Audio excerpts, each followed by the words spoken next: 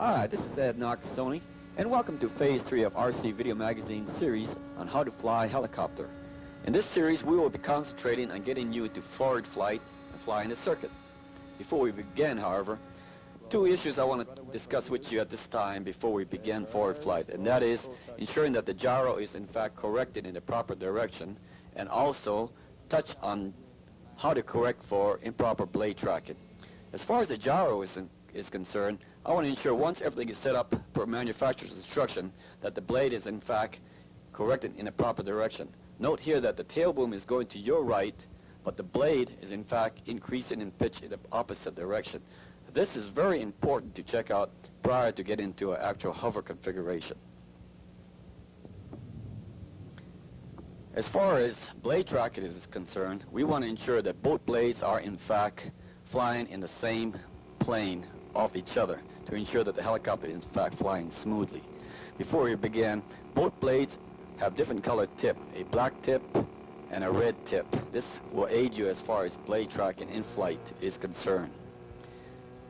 Get the helicopter up into a solid hover. Have a friend assist you if necessary, or just look at the blades to ensure that you can determine which blade is in fact out of track if it is out of track. Here I note that I deliberately set the blades out of track approximately one blade width. In this case here, we noted that basically the black blade was in fact flying lower as compared to the red blade. The question now is which way to correct. Do I bring the black blade up or the red blade down? I prefer to do this, however, I prefer to have my throttle helicopter flying at the half throttle point on the transmitter. Therefore, in this case, say that the aircraft is picking up above the half throttle point. Therefore, it tells me that I need to increase my pitch. Therefore, my black blade needs to come up to meet the red blade. And I'll do this per my manufacturer's instruction by turning on these ball links here. Once the adjustment have been corrected or done in the proper direction, we'll get the aircraft back up into a solid hover to ensure and check if the blades are in fact in proper track. In this case it does, and please note how much smoother the aircraft actually flies. Before we get into forward flight, there's several things we need to accomplish, and this is one of them is setting the aircraft into a nose heavy configuration by placing weights in the forward portion of the aircraft and checking it out when the aircraft is about half tank full. Lift the aircraft at the flybar and note approximately 2 to 3 degrees forward tilt of the aircraft. Before we begin the forward flight exercises, however, I want to ensure that safety is paramount in your mind at all times. Ensure that the area is free of all onlookers and any overhead obstacles that you might run into. Now, two exercises we need to accomplish before actually getting into forward flight and flying the circuit. The first one is to aid you as far as getting into the forward transitional lift configuration. That is, we get the aircraft into a solid 4 to 5 feet hover and move the elevator, push the elevator forward, letting the aircraft move forward and pulling it back ever so slightly and holding it into a hover approximately 8 to 10 feet. We bring it back down, we walk up to the aircraft, we push the elevator ever so slightly into the wind. Now we pull back just gradually and let the aircraft rise up. Just get the feel of it. This is how we should get the aircraft into a forward transition. I want to ensure that you continue these exercises until you feel comfortable with it to hold it in there. Now, to help you as far as the landing approach, we do it the opposite. We do an exercise the opposite way. That is, we get the aircraft into a high hover approximately 8 to 12 feet. Then we release or pull back on the collective and throttle and let the aircraft just settle down, and we'll increase the throttle to hold it into a solid hover again. Again, get it high. Now release the throttle and collective steady, not too much. Now pull back elevator just slightly, increase power right here, and hold a solid hover, approximately 4 to 5 feet. Get the aircraft up again. Note the different configuration of perspective from your point of view. Release the throttle and collective. Now pull back elevator ever so slightly and increase power and hold. I want you to do this exercise until you feel very comfortable before proceeding on into the actual forward flight and flying the circuit. Again, always bear in mind safety is number one. Clear of all onlookers and free of any overhead obstacles. Now, I talked to you in the past about getting these two exercises, the circle hover around you and the figure eight, down solid before proceeding on.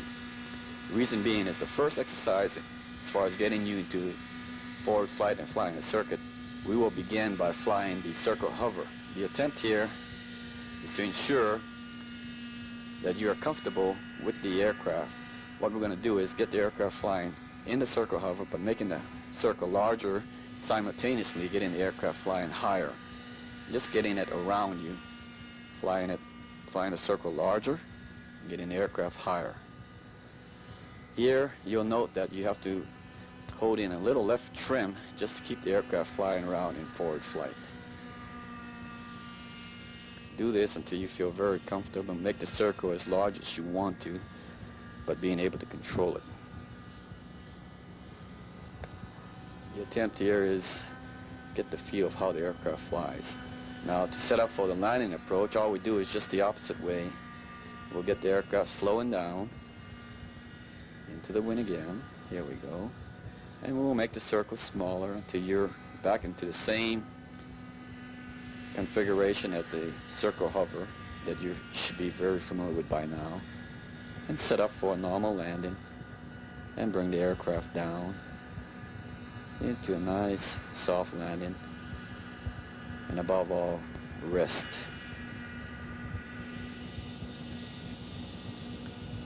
That's from the circle hover. The next one, we will get you into flying the circuit from the basic figure eight configuration. Here the wind is from my left, therefore we will get the aircraft into a solid hover and tilt her over just as the exercise you did previously, and fly the basic small figure eight at first, then gradually get into figure eight larger and larger until we're actually flying a large figure eight circuit in front of us and over us. Here the figure eight is getting larger. Now what I'm doing is just pulling back ever so slightly on the elevator just to bring the aircraft up, and note how the nose heavy configuration brings the aircraft just down and flies straight and level. Here again, you'll probably be holding in left tail rotor control, so you might have to trim for this. And note, just pull back the elevator ever so slightly and enjoy the scenery at the same time. Who said you can't fly helicopters at altitude above 8,000 feet? Boy, she's a smooth flying bird here. Pull back elevator ever so slightly, put in tail rotor control, there you go, bring it right on back. Fly this circuit here until you feel very comfortable, always keeping an eye on your fuel tank. Then we'll set up for the landing approach by gradually slowing the aircraft down until we can make another small figure eight where we feel comfortable with those normal small figure eight that you've flown in the previous exercises. And just set up gradually for your basic landing approach here. Slow and easy. And there you have it, getting you into forward flight and flying the circuit. So right now, I just want you to sit back and relax and enjoy this scenery, and this is what flying a helicopter is all about. So until the next time, just sit back, relax, practice these exercises, and don't forget, break a blade.